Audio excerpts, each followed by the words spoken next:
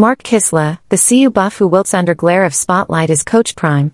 For that $54 million the CU buffs forked over to him, shouldn't Deion Sanders be expected to look at a clock and tell the time?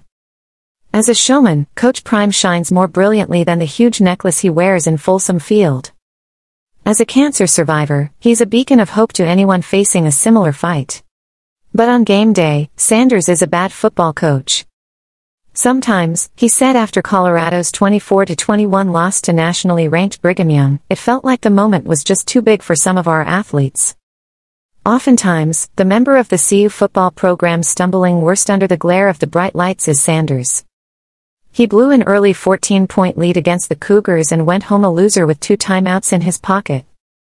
In the awkward moment when you get your butt kicked, it's always awkward to run across the field to greet the other coach, said Sanders, whose record against ranked foes since taking over in Boulder is now 1-8.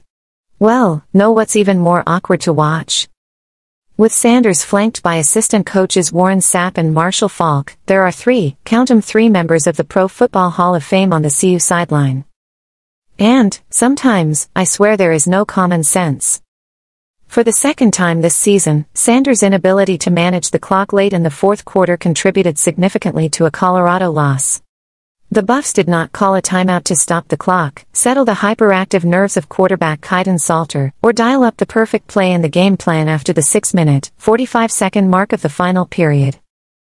And Sanders wasted that timeout to let staff talk a $54 million head coach out of his gut instinct to go for the gusto on 4th down near midfield while trailing by 3 points to 25th-ranked BYU. I thought about going for it, I really wanted to do it, said Sanders, admitting it was a collective decision to punt. Punt? That's not Prime. That's lame.